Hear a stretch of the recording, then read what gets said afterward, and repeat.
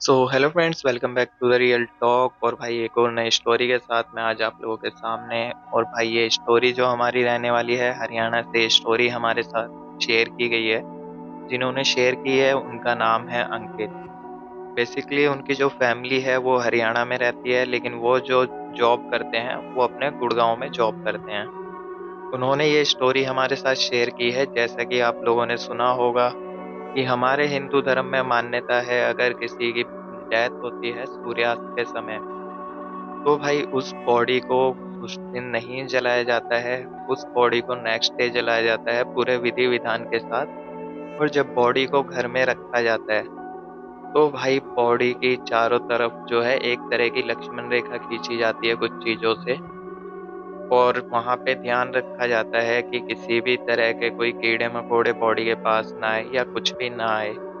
और सबसे बड़ी चीज, जब इंसान की डेथ होती है उसी टाइम उस इंसान के नाक और कानों में जो है रुई लगा दी जाती है।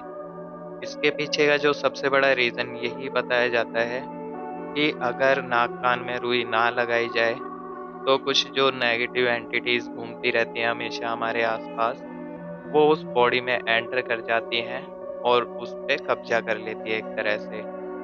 ये बॉडी जो नेगेटिव चीजें हैं ये हमेशा इसी फिराक में रहती हैं कि उन्हें कोई बॉडी मिल सके।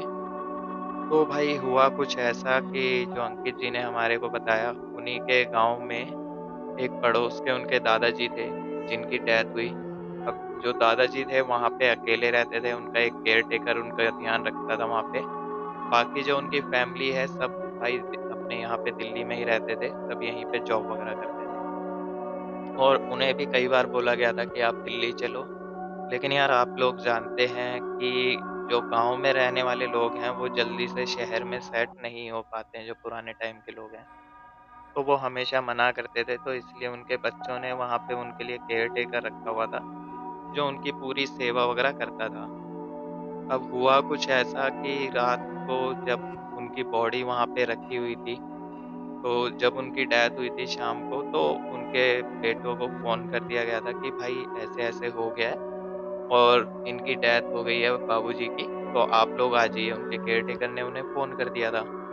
तो उन्होंने बोला ठीक है, जितना जल्दी हो सकता है हम आते हैं। तो वो लोग भी रात को लेट पहुँचे और जो केयरटेकर था उसे भी इस चीज़ों का ज़्यादा नॉलेज नहीं थी, क्योंकि वो भी कोई ज़्यादा एजिड नहीं था।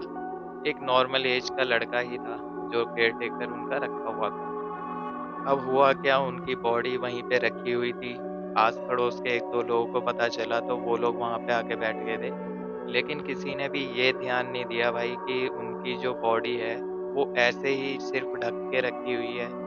ना ही तो उनके नाक-कान में रुई लगाई गई थी, ना ही कोई विधि-विधान करे गए थे जो करे जाते हैं नॉर्मली हिंदू धर्म में।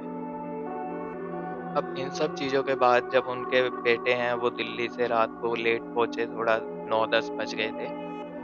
तो वहाँ पे पहुँचने के बाद उन्होंने भी थोड़ा बहुत सैड हुए, रोए-धोए वहाँ पे। उसके बाद भी उन्होंने इतना ध्यान नहीं दिया कि भाई ये चीज़ें होती हैं, क्योंकि शहर के लोगों को ज़्यादा इन चीज़ों के बारे में नॉलेज नहीं होती है, वो स्टार्टिंग से ही शहर में रह रहे थे। और जो बड़े-बुजुर्ग थे वो ऐसे कोई उनकी फैमिली में बचे नहीं थे, सिर्फ़ वो ही बचे थे जो उनके दादाजी थे। अब सब कुछ ऐसे चल रहा था, रात को आराम से सब लोग बैठ के वहीं पे बात कर रहे थे। तो वहाँ पे क्या हुआ, बात करते-करते उन लोगों की कब आँख लग गई पता ही नहीं चला। और जो केयर टेकर है वो भी वहीं पे बैठा हुआ था, सब लोग वहीं पे बैठे हुए थे 5 से 7 लोग। अब सब लोग आराम से बैठे-बैठे कब उनकी आँख लग गई वो वहीं पे लेट के सो गए। अब अचानक से उनका जो केयर टेकर था उसकी आँख खुली रात को 2:30 से 3 बजे करीब, और उसने देखा जिनकी डेथ हुई थी, जो अंकित के दादाजी थे, उनकी डेथ हुई थी। और भाई वो खड़े हो रखे थे वहाँ पे और एकदम बस रूम से बाहर ही निकलने वाले थे।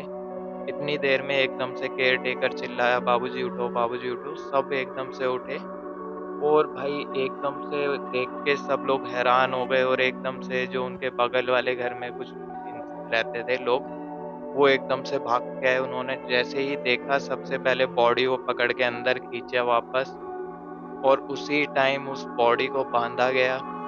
बांध के वहाँ पे गंगा जल वगैरह उनकी बॉडी पे छिड़का गया, जिससे वो फिर से एकदम से बॉडी जो है बेसुध होके वहीं पे गिर गई।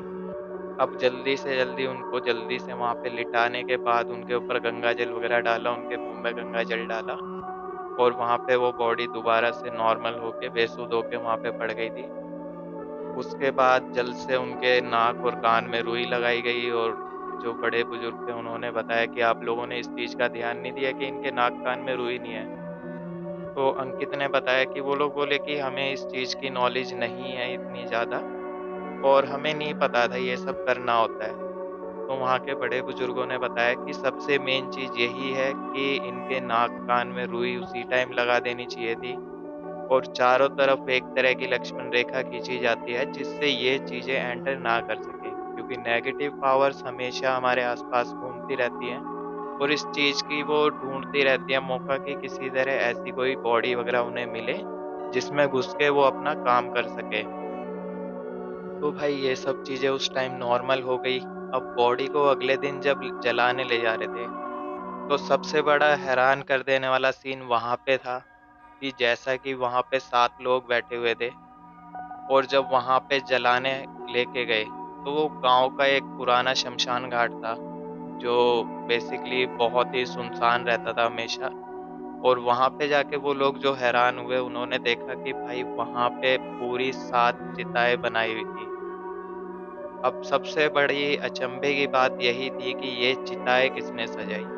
क्योंकि वहाँ के जो पंडित जी थे, महंत जी थे, जो ये सब क्रिया करवाते थे, वो भी ये चीज़ देख के चौंक गए कि जो महंत जी हैं वो ही ये सब करते थे, लेकिन उस दिन वो लोग भी वहाँ पे नहीं थे। जब ये लोग पहुँचे उसके बाद ही महंत जी को वहाँ पे बुलाया गया, क्योंकि उनकी तबीयत खराब थी, तो वो रात को अपने घर पे चले गए थे। अब जो महंत जी को सारी चीज़ें पता चली, तो महंत जी ने यही बताया कि आपकी आँखें जो है भाई सही टाइम पे खुल गई। अगर आप उस टाइम ना उठे होते, तो आप लोगों में से कोई भी नहीं बचता। क्योंकि ये जो 7 चिताएँ हैं, ये आप लोगों के लिए सजाई गई है यहाँ पे और इस बॉडी ने ये सजाई है। भाई ये सुन के सबके होश उड़ चुके थे। तो भाई जो कुछ भी मान्यता है उनके पीछे ज़रूर कुछ ना कुछ बातें छिपी होती है, तभी वो मान्यता हैं। तो आज की कहानी आपको कैसी लगी? ये हमारे साथ ज़रूर शेयर कीजिएगा कमेंट बॉक्स में और इन चीज़ों का हमेशा ध्यान रखें। तो नेक्स्ट वीडियो में नेक्स्ट स्टोरी के साथ आप लोगों से फिर से मिलता हूँ। तब तक के लिए बाय।